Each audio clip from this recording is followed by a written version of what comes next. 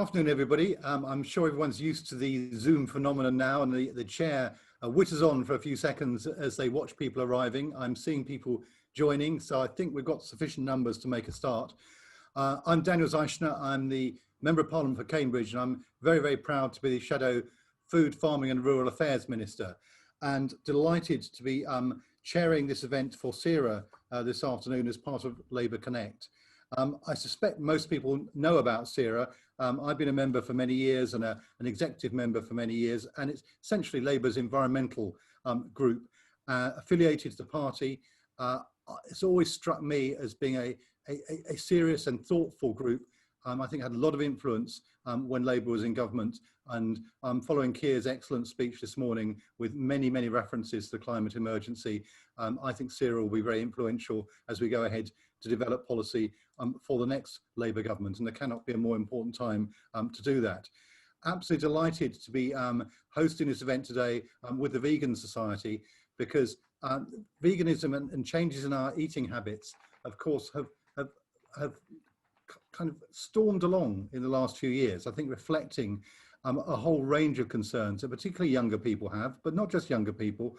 And of course, there's been a long tradition of people choosing the vegan option for a whole range of reasons. And we've got a speaker, Tim Thorpe from the Vegan Society, who I no doubt will say a little about that in a few minutes. But what I would just say is CERA has been doing some important work on developing food policy, working alongside the very good work that was done by the Labour Party before the last general election, which of course came along rather more quickly in the policy cycle than everyone had anticipated. So a lot of the good background work had been done on developing Labour's food policy, and we're taking that forward over the next few years through Labour's National Policy Forum. But I suppose my observation at this point would be is we absolutely need to reflect this change in society. It's a complicated change. It's sometimes seen as a polarising debate. Personally, I don't believe it has to be, because I think the other thing that's going on globally, and this is a good thing in many ways, is of course that as the world's population becomes more affluent, sadly that has meant that people's diets change too. And one of the challenges is to move away from that kind of assumption that as prosperity grows, it leads to a meat-eating diet. And of course, one of the biggest problems is that to satisfy that demand, we are seeing ever more deforestation and destruction, which of course is contributing to the climate emergency. So it's a complicated set of issues. I think public awareness in our country is good, but we've got to explain some of the complexities, the choices, and at the same time make sure that this is not seen as an anti-farmer issue. Farmers find themselves, I think, always in a position where they will respond to what the country asks for, but they do need clear guidance, and getting through that transformation to a much more sustainably, environmentally food and farming system is part of my challenge. And I am hugely helped in that work by having our first speaker, who is our excellent Shadow Secretary of State, Luke Pollard. He's my friend, he's also my boss, and we've had a great year so far through difficult times. We had a lot of legislation to deal with. One of our tasks also is to explain both to party members and to the wider public, both the changes that are being suggested by government, but also their shortcomings and the mistakes that they're making, and they are making mistakes, and they could well have some major impact on our food systems. Huge amount going on in food policy in the UK at the moment. For people who follow this closely, Henry Dimbleby's report for the government is both interesting and challenging. There are things that we agree with it, with which we agree. There are things also that we would challenge. So it's a policy-rich time to have this discussion, and I'm absolutely delighted, as I say, to have a very good panel, including Florence Todd Fordham, who can talk to us a bit about some of the issues about getting good food into schools, because alongside of course, the COVID epidemic, we've also seen some really, really startling stats beginning to emerge about the levels of food poverty, not just in schools, but right across society, in a very rich society. So lots of things to talk about. That's enough for me to start. The usual rules apply, I think, in terms of people indicating how they would like to contribute to the discussion after our speakers have made their contributions. Put your questions in the Q&A in the chat and I'll try and pick you up. But apart from that, I'd like to go straight into the three contributions and first of all go to Luke. Luke. That's great. Thank you, Daniel. And thank you everyone for joining us. We've got a great panel, so I'd prefer to hear them than rattle on myself. But I just want to set the context briefly about where we are for food. I want food to be more political. And that means having a different approach to how DEFRA, the Department for Environment, Food and Rural Affairs, which is the department myself and Daniel shadow, goes about its business, where it is within government and what its role is. And that's because we're facing a triple crisis hitting us at the same time. The first crisis is the climate crisis. It means we need to fundamentally decarbonize, do things in a very different way, and look at ways of not only reducing carbon, but sequestering it. And our food supply chain is one of those that has a huge carbon cost, but huge carbon opportunities at the same time. The second of those is the virus and the economic whirlwind that it's reaping. And the third of the challenges is where we are with Brexit. Because in terms of the challenges around food and farming standards, around fishing and overfishing, about our environmental protections, chemical regulation, about whether we stand alone or whether we stand with others in defense of those values, Brexit and what comes next is really important. Now, you will have heard Keir's speech earlier today, where he set out very clearly a passionate and determined vision for the party to win again. And to win again, we have to listen.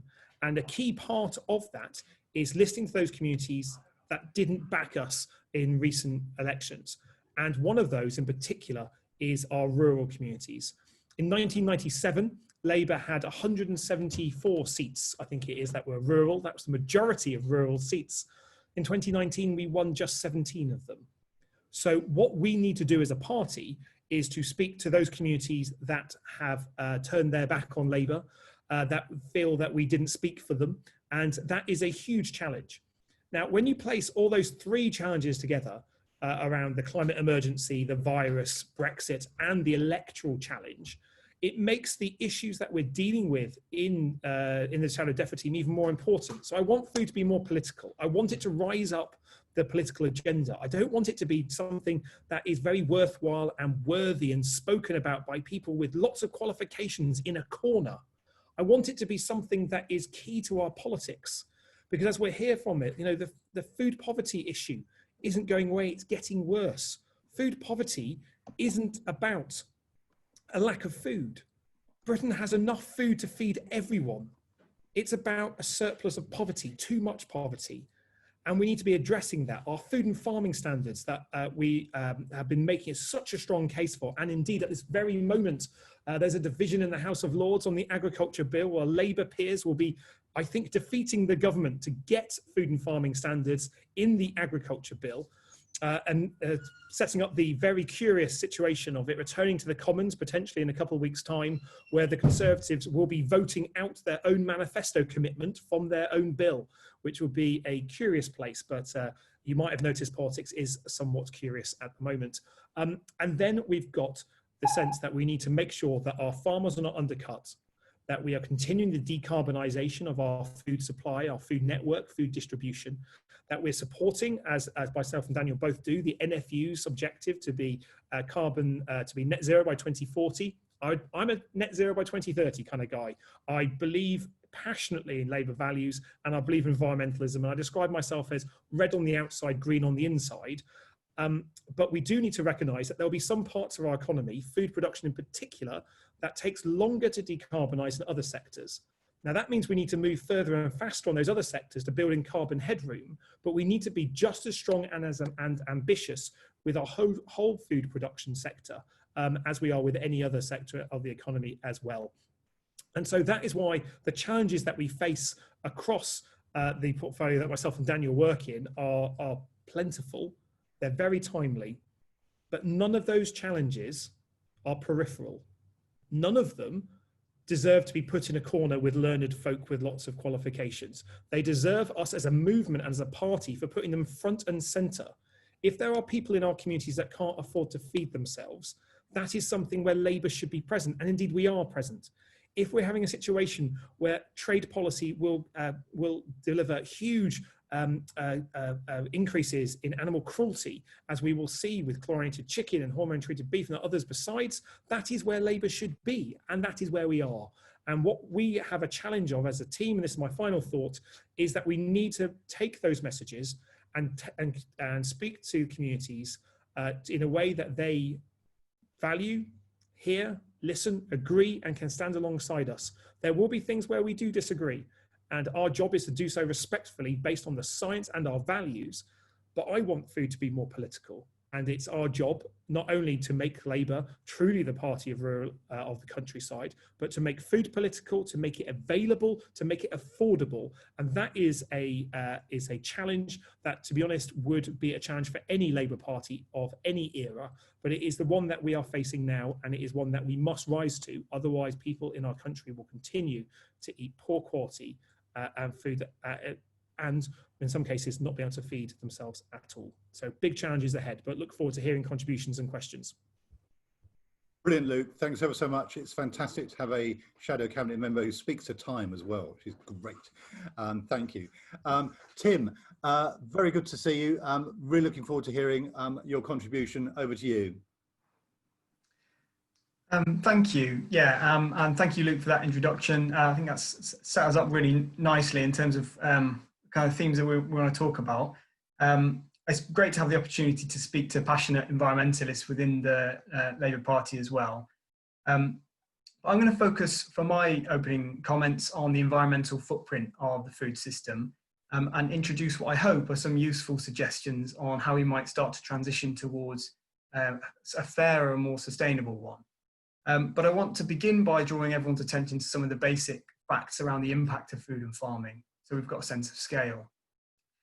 Agriculture contributes about 24% of global greenhouse gas emissions, and the #1 cause of species extinction is habitat destruction, with agriculture as the leading driver of land use change. So it accounts now for 71% of the world's habitable land area. So where can we have the most impact in slowing and reversing this environmental destruction? Well, the most comprehensive piece of research available on this was in Oxford in 2018, and its results have been replicated in multiple major studies. This concluded that moving from current diets to diets that exclude animal products would reduce food's land use by a whopping 76%, cut its greenhouse gas emissions by half, and reduce its freshwater use by around 20%. It also found that a switch to plant-based diets would significantly reduce pollution and also the use of pesticides and fertilizers. So it's evidence like this that led the Worldwide Fund for Nature, the Intergovernmental Panel on Climate Change, the UK Committee on Climate Change, and the United Nations to call for significant reductions in the consumption of animal products. But I just want to quickly focus on one issue, and that's land use, as I think that's the key to stopping species extinction and combating climate change. So it's not only the direct emissions from farmed animals and fertilizers that makes animal farming so central to the climate crisis, but it's the huge missed opportunity to use land differently. Nearly 80% of agricultural land globally is used to farm animals or grow animal feed. While animal products contribute only 18% to global calories. So how could this land be used differently? How could it be used to restore forests and capture carbon? Research recently conducted by a team from Harvard and NYU calculated that reforesting these areas could capture the equivalent of 16 years of man-made greenhouse gas emissions. Here in the UK, we could be restoring woodland and peatland habitats, and at the same time, we could be growing a sustainable forestry sector to capture carbon and store it in the buildings of the future. If we face up to our responsibilities on climate change and reach net zero well before 2050, as Labour have commendably committed to doing, we have to rethink our land use, and that means rethinking our food as well. So clearly any plan to address this in the UK needs to connect land management with dietary change. And thankfully, there is hope in that regard, and people are beginning that transition already. Between 2014 and 2019, we saw a 400% increase in the number of vegans in the UK, and we have every reason to believe that that trend is continuing. But we need strategic thinking and policy to enable and accelerate this if we're to avert the deepening environmental crisis. One thing that could be adopted as part of Labour's food policy, something that the Vegan Society has been calling for through our Catering for Everyone campaign, is to improve the provision of plant-based meals by ensuring they're available on every public sector menu.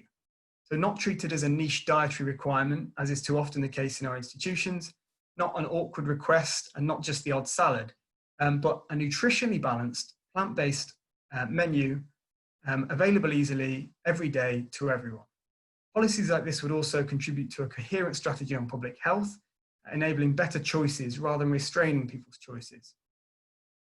So what about matching changing diets with effective interventions in farming and land management? Through our Grow Green campaign, we've been calling for crop research, especially for pulses, which have the potential to reduce our dependence on fertilizers by naturally taking nitrogen from the air and into the soil. I'll finish in a moment and hand back over to Daniel and Florence. But before I do, I just want to end by saying that the way we talk about food and the way I've just been talking about food can often render invisible the millions of animals that are exploited in the farming system. 1 billion chickens killed each year, most after only a few short weeks of what is quite a degrading existence. 28 million cows, pigs and sheep killed usually before even reaching adulthood. Now, I know we're not in a position to change this overnight, and Luke's right in what he says, that this has to be political, it has to be about values, and we have to listen, especially to the farming community more than anyone. But if we're going to talk about a fair food and farming system, we have to ask the question, fair for who? And does that mean fair for animals? So yeah, thank you. I'll hand back to Daniel and Florence now, but I look forward to the discussion this afternoon. Thanks ever so much, Tim. That's a really, really helpful introduction and some really, really good points there. Can I turn to Florence, who works for the Soil Association, or I think, or works for Food for Life, which is the Soil Association's charity. But maybe Florence is better placed to introduce herself than I am. But looking forward to what you had to say, Florence. The floor is yours. Thanks, Daniel. Through my work with Food for Life, Soil Association's Food for Life, I've become increasingly aware of the importance of a good school meal. The lockdown period and the pandemic have revealed the scale of food inequalities in the UK and highlighted a number of children for whom a school meal is the only hot meal of the day. Through the Food for Life framework, working directly with food producers, caterers and schools, we're working to ensure that schools are able to put healthy and sustainable food on the plate. In our State of the Nation report published last year, we looked into what children are eating in early years settings, through school and in the home. And the results revealed that at least 60% of secondary schools are failing to comply with the school food standards. 4 in 10 children leaving primary school will be overweight or obese by 2024. 9 out of 10 preschool children eat too much sugar, and UK families eat the most ultra-processed diet in Europe. Further to this, we know that the way that we're producing food globally is damaging the climate. Through the Soil Association's new strategy, focusing on climate, nature and health, Food for Life is making sure that school pupils receive a school meal that is both healthy for them and healthy for the planet. Across the food system, we're supporting farmers, producers, caterers and school kitchen staff to shorten supply chains, use high quality, local and sustainably produced products, and ensure that food served to children in school dining rooms is of high nutritional quality. Through our Food for Life Served Here accreditation scheme, we're able to support this directly. A Food for Life Served Here school award indicates that the majority of food on the menu will be freshly prepared. It will always be free from undesirable trans fats, sweeteners and additives. It'll be cooked by trained chefs and use ingredients from sustainable and ethical sources. Food for Life encourages less but better meat, reducing meat intake and ensuring more veg-based recipes. If the award is silver or gold, you can expect more ethical, environmentally friendly and local ingredients and steps to make healthy eating easier. Served Here asks caterers to explore the packaging their food is supplied in, reducing plastics and waste. Food for Life Served Here uses the school food standards as its lowest standard. The Food for Life Served Here logo provides independent verification that the school meals are meeting these standards. This is the only way currently for schools to prove that these standards are being met. And whilst checking that these standards are being met is a crucial way to ensure that food in schools is healthy, Food for Life Served Here goes much further than that. the award's not just about implementing specific standards, it's about encouraging behavioural change, with caterers encouraged to explain why they're providing higher standard products, explaining not just that the fish they serve is MSC certified or the eggs are organic, but also what this means. Served Here encourages schools to promote fruit desserts over high sugar desserts and explain why they're serving whole grain bread over highly processed white bread. In this way, Food for Life goes further to explain and normalise dietary changes, which, when considering the current climate targets that have been set, the National Food Strategy recommendations and the obesity plan, go further to embed this very necessary change. At Food for Life, we are able to ask caterers to look into their supply chains and look specifically at where things are coming from. Where previously buying from a local butcher or greengrocer was proof of local purchasing, we are encouraging caterers to look at where the meat and veg is supplied from. Examples like this will encourage food producers to supply schools with greener food that supports local jobs and economies. Served Here and Food for Life Schools and the Food for Life Schools Award also goes a long way to support school cooks, helping to bring them into the decision-making process, working upward with their caterers to feedback where food is coming from and what on the menu is popular with school children, but also working within the schools to champion the products and encourage pupils to make healthy choices. And this support for school pupils is in large part where my role comes in. Through my work in the service design team, I spend a lot of my time talking to people across the food system to work out how the provision of food is working and why choices are being made in the dining room. A healthy, balanced and sustainable menu and design doesn't always equate to a healthy meal on the plate. In Lambeth and Southwark, I use service design techniques to explore childhood obesity in schools across 2 London boroughs. Through working with producers, caterers, school cooks, head teachers and importantly the school pupils, we were able to explore the reasons, barriers and solutions to helping children to receive a healthy school lunch.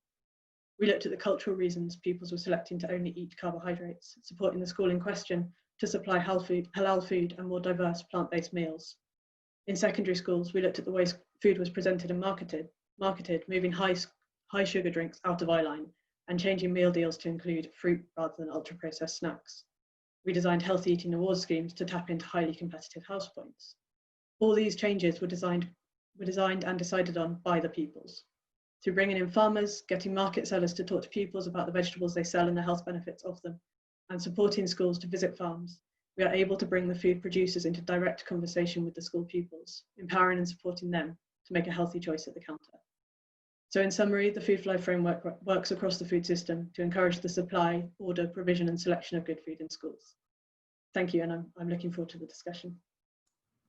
Thank you very much. That's really, really helpful. Very good. Well, 3 very good introductions there. Now, as ever, I'm looking to the Q&A. We have a couple of questions there. My experience of most of these events is that the questions flood in at 1 minute from the end. So to get your questions in, start putting them in now and you'll get the opportunity. But I think what I'll do, and we'll see how this goes, is actually ask people to ask their own questions rather than me read them out. So Alan Morton, are you there? Would you like to ask your question?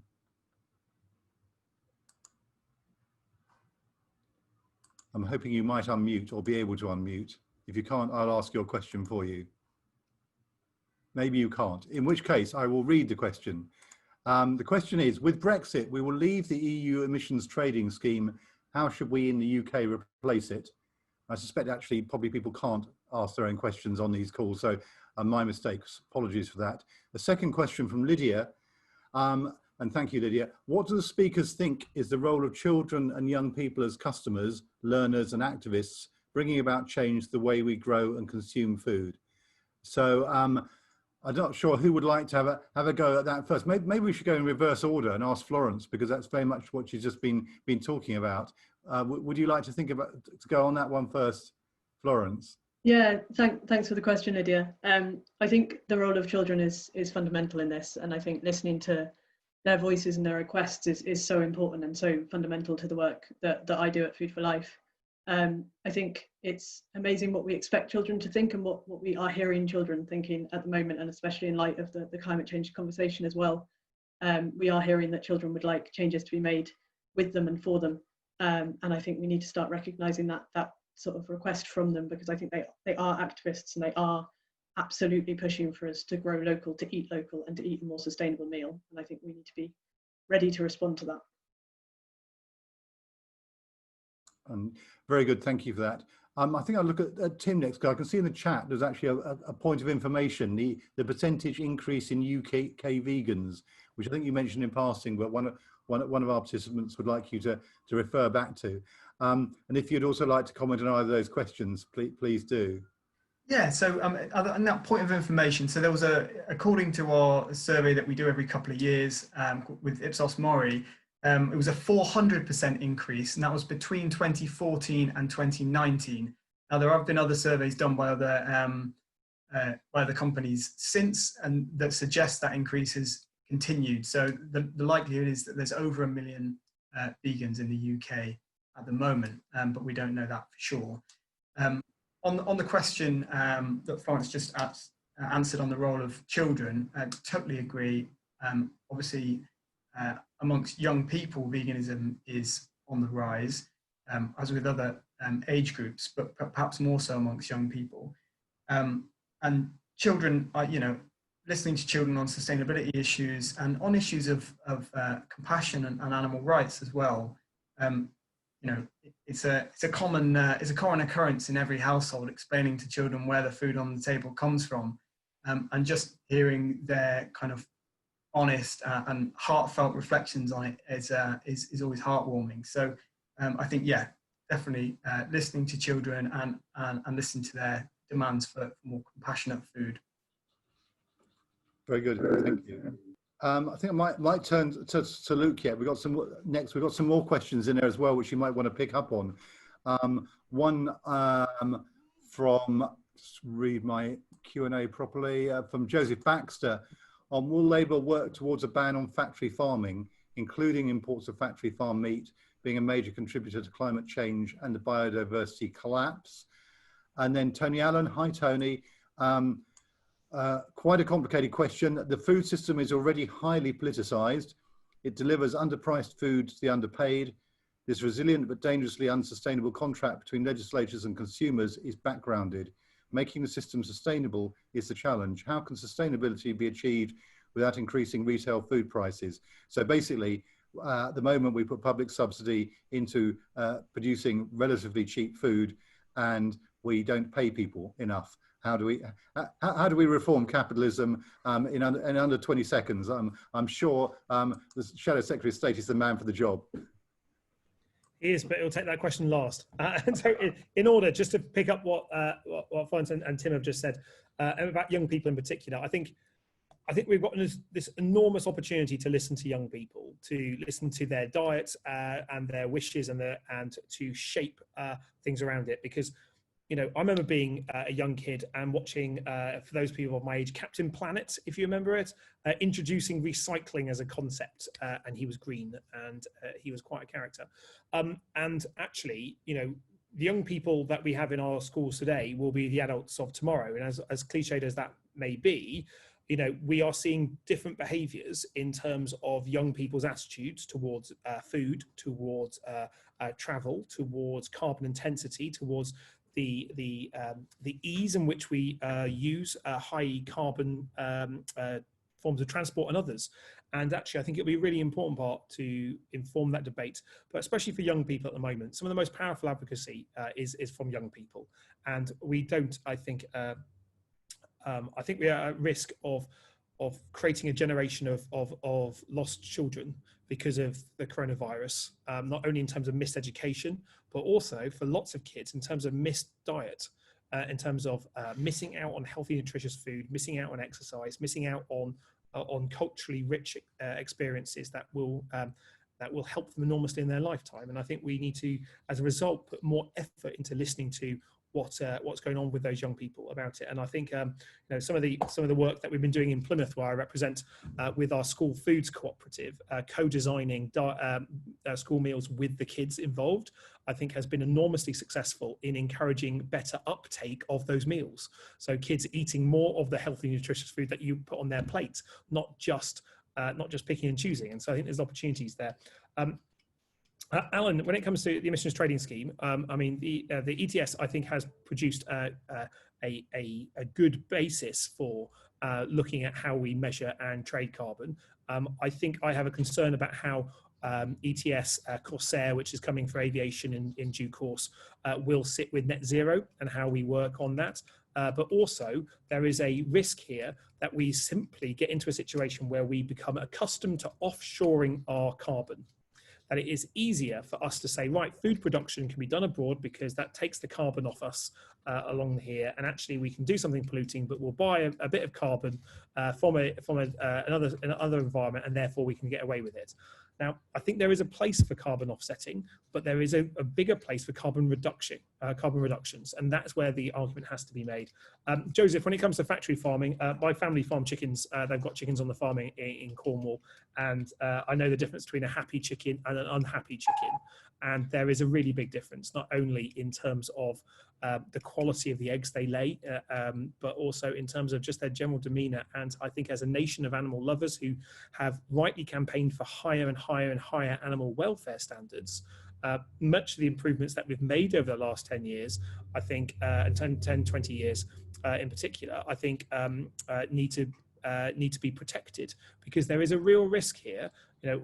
You've heard politicians talk about chlorinated chicken, but there's a risk that our high environmental standards in the UK will be protected and possibly even enhanced, which is a good thing in the coming years, but allowing a backdoor for food produced to lower standards, so therefore cheaper, to come in and undercut our farmers, in which cases we can have the highest animal welfare in the world, but those farmers that deliver that high animal welfare will be out of business.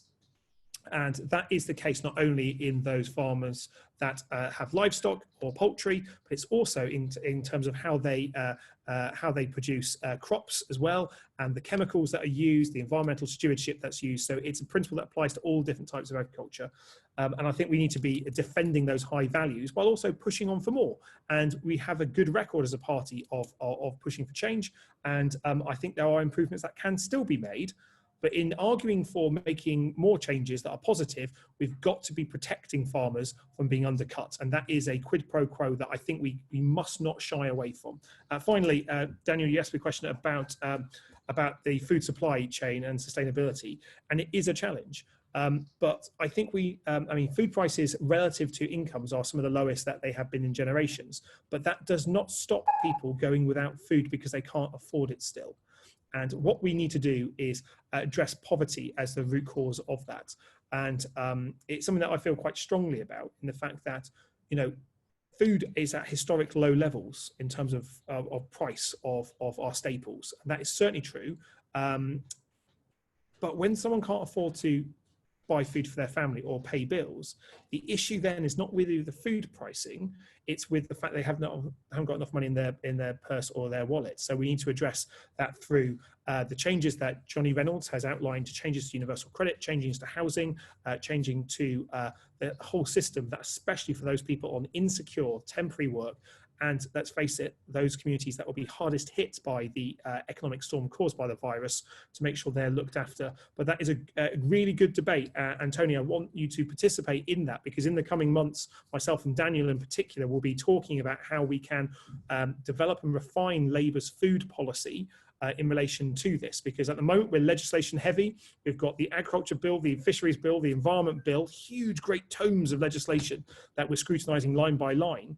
Most of that is Brexit related and will be complete by the early in the new year. That's an opportunity then for myself and Daniel, COVID permitting, to be out on the road, to listen to local parties and organisations about how we can develop a truly election-winning, sustainable, radical and bold food policy that creates decent, well-paid jobs and helps support decarbonisation of the food sector, as well as not putting pressure on household budgets. It's quite a balance we have to make there, but it's a debate that I don't think we can shy away from as a party. Thanks, Luke. Very good, as ever. Now, I'll be really keen to hear what Florence has to say about the sustainability bits, if I can be cheeky on that one, Daniel. Because yes, I'm still trying to work out whether we can actually get people in to speak on this, but I'll keep trying. I've got a question which I'm going to point towards Tim, I think, from Louise, about antibiotic use in farming. I'll just read it out. With COVID-19, people are more aware of zoonotic diseases. We also know that antibiotic use in farming can make drugs less effective for humans. So do you think that more needs to be done to reduce risks to human health caused by animal farming? I think I can probably anticipate your answer, but you can probably flesh it out more than I can. So Tim, yeah, the excessive, particularly the excessive use or the use of antibiotics in farming. Yeah, I think so. We know that it's not just animal farming that increases the risk of zoonotic disease transmission, and there's a particularly acute problem there with trade in wildlife. But we also know that potentially very dangerous diseases can emerge from conventional farming environments. Bird flu, swine flu, CJD. So there's a very good chance that that's where the next pandemic virus could come from. So we mustn't fool ourselves as well into thinking that this is a problem in other countries. This is an unavoidable risk of keeping large populations of farmed animals. So yeah, I mean, so it's a global risk as well, and it needs a global response. On the issue of antibiotics, farms are environments where new pathogens can emerge. I think we need to be realistic about that. And the antibiotic use on farms does add to that ever-increasing resistance of kind of antimicrobial drugs that we depend on to keep us safe from infections. So absolutely, we need a strong response on that. We need a strong policy response, and surely this has to include a change in diets. We have seen evidence as well that during COVID-19, that's actually accelerated the uptake of plant-based products. For that reason, because people are becoming aware of those additional risks. But yeah, I mean, I'd love Daniel, if it's okay, to also come in on some of these issues around trade. And just to say, I'm totally behind Labour and farming groups when it comes to making sure our standards in the UK aren't undercut by and we're not swamped by really low standard imports. But at the same time, we have to remember that the vast majority of farmed animals in the UK never come into contact with a field. They're dependent on feed crops often grown elsewhere in the world and shipped to the UK, fed to animals, as the question has said, in factory farm settings. And Luke mentioned us having the highest animal welfare standards in the world, when actually chickens in the UK, given in the worst factory farm settings, no more than an A4 piece of paper to live out their few short weeks of life. Secondly, I think we need to be careful of giving people the impression that this sort of idyllic scenes of grass-fed beef and lamb are somehow low impact. And now this is illustrated by something that David Attenborough said in an article over the weekend. He said that if we want to prevent further extinction, we need to produce more food with less land. Now, grass-fed beef and lamb are not only the highest in terms of their direct greenhouse gas emissions, but they also use an enormous amount of land to produce a relatively small amount of food. 60% of the UK land area is pasture, and at the same time, the UK is in the top 5 global importers of timber, contributing to deforestation around the world. So again, we need to think about the opportunity cost of our land use. Switching to organic kind of grass-fed produce in this kind of less or better scenario isn't that realistic if we consider the fact that we just don't have enough land on the planet to meet even a small fraction of our current demand for animal products using those methods. But yeah.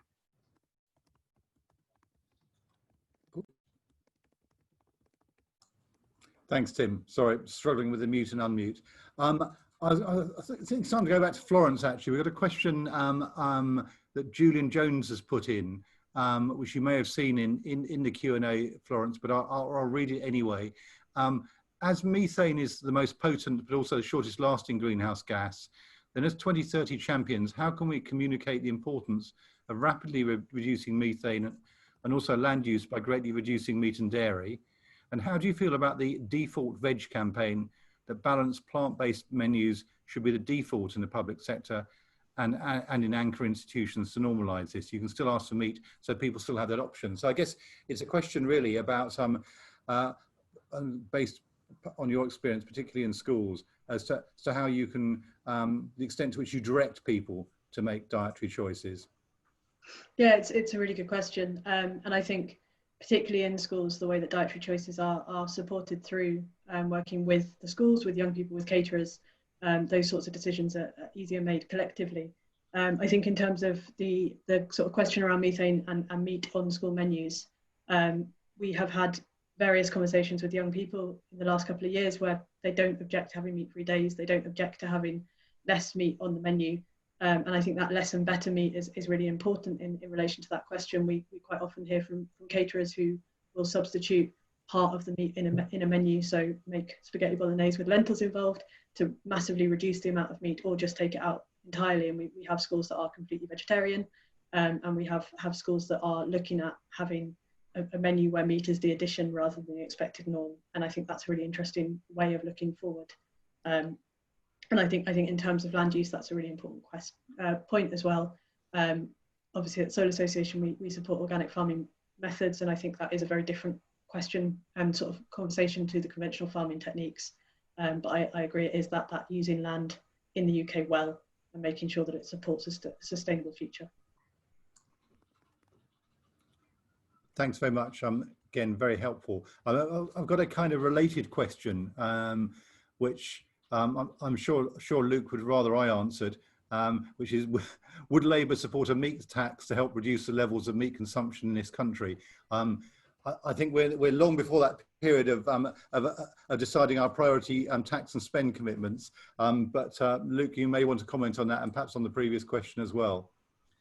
Yeah, I mean, I think a meat tax is frequently a go-to easy solution, but doesn't necessarily deal with the underlying carbon intensities of things. And simply pricing out protein for people might not necessarily be the right social justice answer, even if it is the right, even if it might have a strong environmental answer. People's diets are changing anyway. And I think one of the things, having spoken to farmers about this, and I was on the NFU call with them yesterday about precisely around this area, is that actually people are changing their diets without politicians like myself or Daniel setting out a requirement for them to do so. Now they're choosing to change diets for a whole host of different reasons. And I think one thing we need to look at as a party is how we can support more sustainable agriculture in the widest sense. And there are changes that the government is proposing that could, on the face of it, deliver elements of that with some tweaks. But one thing I'm cautious about is setting out things that make food more expensive, because that hits the lowest paid in particular. And clearly we're not setting out any tax and spend policies until much closer to the general election. However, the debate around carbon intensity and environmental sustainability of food is one that we mustn't wait until the general election to have. We need to have that debate now. And actually, as someone who, I'm lactose intolerant, bloody love milk, but I'm not allowed to have it because it gets me in big trouble. And I largely eat increasingly more vegan diets. And actually, having been, discovering that the availability of foods, it's the point that Tim raised in his remarks, actually I think is a very fair one, because actually it's not always easy to get a wide range of food in support of that. And I think there is that space for that debate is important, but I think we need to have that wider debate around sustainability and about carbon intensity. And I think the points raised about land use is a good one. And actually, in many cases, our farming community are already making steps in this direction. I think our challenge is how do we work alongside them, with them, to support the moves where we support the pace, encourage them to go faster where they need to do so, and ensure that we've got a regulatory environment that incentivizes that behavior. Because at the moment, I don't think all our regulatory environments actually do incentivize investment in low carbon technologies, investment in different farming methods, investment in different routes to market. That especially builds localism into the foods, because at the moment we're importing food from right around the world to be put on our plates here. The carbon intensity of food transport, the food miles, if you recall that debate, we haven't had it for many years, but at the end of the last Labour government, food miles was a really prominent debate. Well, I think we need to be talking about the carbon intensity of our food, not just in terms of its production, but in terms of the distance for distribution. If we are eating more locally produced British food, the carbon intensity of that food will will in one case reduce because it's not being imported from the other side of the world. Now that is in juxtaposition to a Tory party philosophy that says, let's import cheaper food from the other side of the planet.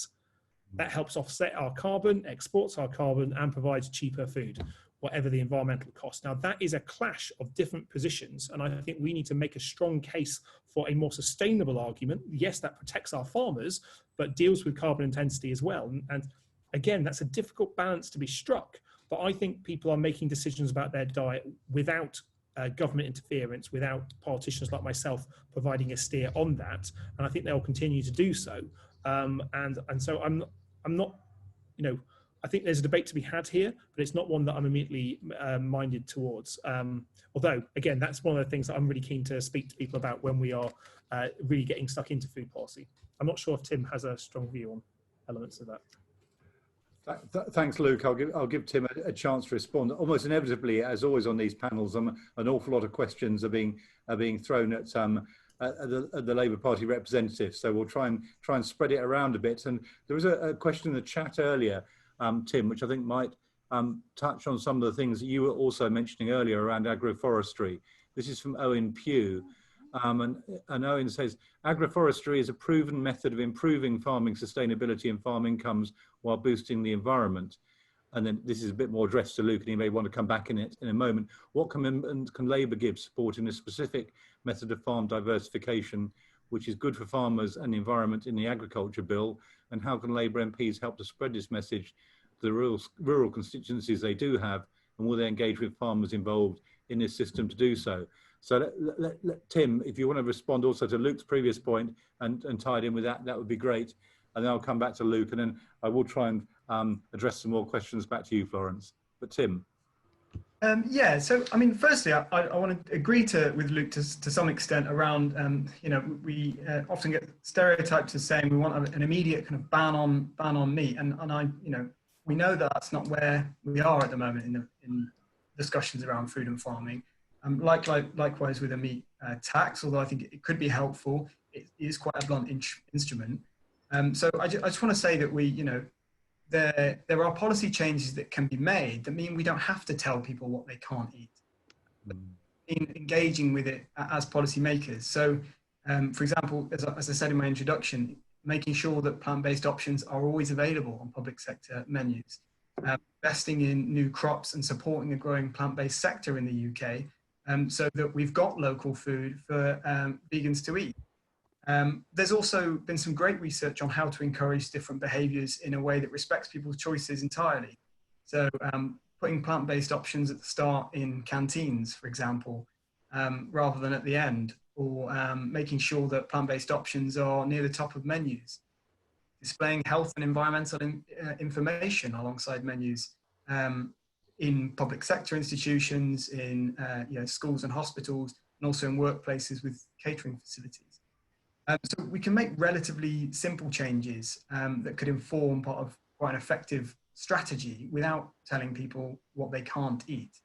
On that final point I also wanted to pick up on what Luke said around protein and protein availability and access. Plant proteins are some of the cheapest proteins on the planet. And we did through one of our recent campaigns, Live Vegan for Less, a comparison of protein sources across major supermarkets.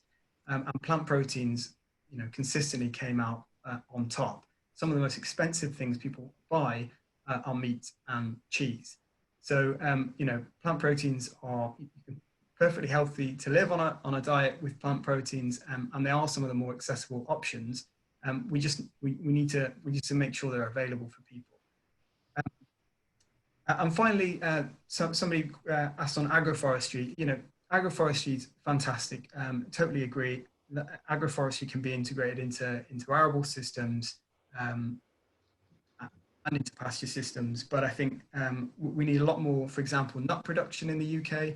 We can grow hazelnuts here. We can grow walnuts here. Obviously, orchards with fruit. And I think that's actually a really great example of the type of thing that matches the production of high quality food, plant-based food, that meets the dietary needs of the UK at the same time as meeting environmental objectives. So I think, you know, there's a few places like that, like with investment in leguminous crops as well, and crop research in that area, which, you know, I think everyone can get behind. So yeah, I'll leave it there. Thanks, Tim. Actually, that's probably quite a good link back to Florence before I come back to Luke for some final thoughts. Florence, so a few questions I wanted to ask too, which I think follow on a bit from what Tim's been talking about. I mean, I think virtually everyone can agree that it'd be better if we grew more fruit and vegetables here. And I mean, how viable is that? What do we need to do to make that happen? One of the consequences might be a move to more reliance on seasonal produce. There's become a kind of understanding that everything is available all the year round. And I remember in my youth, that wasn't the case. And this may be a slightly old-fashioned view, but it was quite nice to look forward to seasonal vegetables at different times of year. And I think we may there may be some benefit to reintroducing people to that kind of approach. But how do we do that without it feeling like it's a kind of a hair shirt approach to people's lifestyles? And then finally, sorry to lump in a whole load of questions here, but some of the assurance schemes, and I might come back to Tim, perhaps ask Tim to, in his final thoughts, respond to this too. Obviously, there are a whole range of schemes. Red Tractor is obviously perhaps the one that grabs most attention, but there are other ones obviously with different standards. How effective are they, and how much could we use those to try and drive the kind of change that we've been talking about in this conversation so far? So that's quite a few different things to lump in right at the end, but any which you can pick up will be welcome. No, that's great, and I'm glad you've asked about the seasonality of food as well. And I think you're absolutely right in terms of this constant availability of all food. And I think we have this perception maybe that fruit and vegetables and eating more fruit and vegetables is the healthy and sustainable choice. But if that vegetable has been shipped across the world, to have that constant availability, it's not necessarily meeting a sustainability agenda. And I think at the moment, a lot of our dietary sort of pressures are formed through this low cost, constant high availability, ultra processed perception of food, that it is just constantly readily available and always in date. And I think to push for a more seasonal and more locally sourced and in date diet, where it's not about having it forever, it's about eating it when it's fresh, is really, really important. And that comes through in the standards that Food for Life projects onto schools in terms of food being freshly prepared, being in season, and being from locally produced farmers. I think is really, really important. And I think that real move away from the ultra processed food and food that has been shipped many miles away is so important in the sustainability argument. And it comes into our Grow Back Better report, which is available now, in terms of how to make the farming in the UK a lot more sustainable and meet our strategy on climate, nature and health. In terms of the assurance schemes question, I think it is really important. I think having those accreditations and logos on food and in production is so important in terms of being able to prove that food has been produced in a way that is certifiable. And I think it does help to sort of measure the quality of food that's coming into kitchens across the country, particularly in school food, where I think having those measures is important. And those standards come in really helpfully when we're measuring against the Food for Life served here standards. Very good, thank you. Now I'm conscious, as ever, we're running up against the clock. There's one question which has just come in, which possibly people could pick up in their concluding remarks from Gordon about whether we should make sure that more buildings have gardens where we can grow our own foods. There are many advantages in having gardens. So I won't try answering that question, but we've got literally 5 minutes. So if we could have sort of 90-second, 2 minutes final thoughts from each, and I'll go to Luke first. Thanks, Daniel, and thank you all for the questions. It's been great. ACERA are a brilliant organisation, and Sophie and the team there do a fantastic job. So please, if you're not already a ACERA member, please do join. In terms of seasonality, absolutely, it's something that we need to embrace much more. And actually educating about seasonality is important as well, because we've been so accustomed to getting food at any time of the year that actually understanding what is in season is a skill that is not universal, shall I put it. I'm a big fan of agroforestry, and indeed, actually, Daniel tabled an amendment to the agriculture bill that would have enabled financial resources to support agroforestry. I'm not sure the government supported our amendment on that one there. However, the case for agroforestry is a strong one.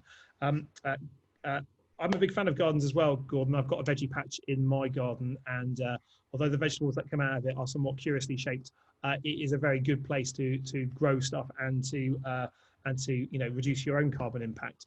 I want to see more green spaces, and I think we have seen with the lockdown a real problem with access to nature. More people want to have access to nature, and I think we need to support the ability of getting there. And one of the things that Labour councils up and down the country have been very good at is actually expanding the amount of allotments that are available, including expanding mini allotments. So not a full allotment size, but enable people to have a smaller, small holding type space where they can start the building up of growing their own. We do need to embrace more of that, but it needs to be part of a wider reset of our relationship with food, and also our relationship with nature, and what each of us can do as part of it. And that's what in the coming months, hopefully, you'll be hearing more from the Labour Party in relation to not only creating that strong argument for green jobs and decarbonisation at pace, but also about how we can restore connections with nature and create a greater sense of energy around food policy in relation. But thank you very much for today. Brilliant, thanks, Luke. So final words from Tim and then Florence. Tim, and thank you, Tim, for supporting this event. Fantastic. No, that's great. It's been fantastic to speak to everyone today and to hear from Luke and Florence as well. Yeah, I mean, on assurance schemes, the Soil Association's trademark is always something that is often something that I look for. It's really, really important to have assurance schemes like that out there that can give consumers information. The vegan side has got its own trademark scheme, trademarked well over 40,000 products now in the UK and abroad. But yeah, I also wanted in the final comments to pick up on this issue around buying local. And it is important, of course. Food miles are important. But if you look at the data and you look at the research that's available out there, actually what we're producing and the method of production is by far the biggest impact in terms of greenhouse gas emissions, in terms of land use. So while buying local is important, I think we can't use buying local as a way to avoid conversations about the more and less sustainable categories of food that we're producing. So yeah, I hope that's something that we can take seriously, and the Labour Party takes seriously going forward into a food strategy. Yeah, I think I'll leave my comments there and leave it to Florence to wrap up. Brilliant, thanks, Florence. You have the last word. Thank you, and thanks so much. It's been a really interesting conversation. I've really enjoyed the breadth of it, and I think that's really testament to the food system generally, and how much there is to tackle within creating a good, healthy and sustainable food culture. I think there's been really interesting conversations on locally produced British food, and that's something that I think comes through the Soil Association really strongly. Just to sort of end on touching on the gardens and green spaces question, I absolutely agree. And I think if we think of this from a young person's perspective, I think schools are highly tarmacked areas, and that access to green space and access to growing and understanding where food comes from is so important. It's something that we really champion at the Soil Association. And I think there was a question, I think, in the chat that didn't get covered about climate change on the curriculum, and this understanding and teaching of food and food production, food cooking, food growing. That I think really needs to percolate through the way that we talk about food with young people, to make sure that we really champion what they're calling for through social action, but also what we're educating them with, as Luke said, as they are the next generation, and how we can empower this conversation around good food really well through young people. So thank you. Brilliant. That's an excellent way to conclude. Thank you to all our panelists. Thank you to all the contributors, the excellent questions. Thank you to Sophie and to Sarah. And just to repeat Luke's advice to people to get involved in Sarah, I think highly influential and a very, very worthwhile organisation. And just a final concluding comment, I've been doing these kind of panels at Labour Conference for years and years and years. It's always struck me that at Labour Conference, people are quite interested in food and drink. and I think will go on being so. It's a shame it's virtual at the moment, but hopefully we'll be back together at a conference not too distant future. But in the meantime, thank you for joining Labour Connect today, and have a good rest of conference, and look forward to seeing you all on the policy circuit. And as Luke says, the Shadow DEFRA team absolutely determined to get out and about, and we hope to be in your patch very, very soon. Very good. Thanks ever so much, everybody. Bye. Thanks.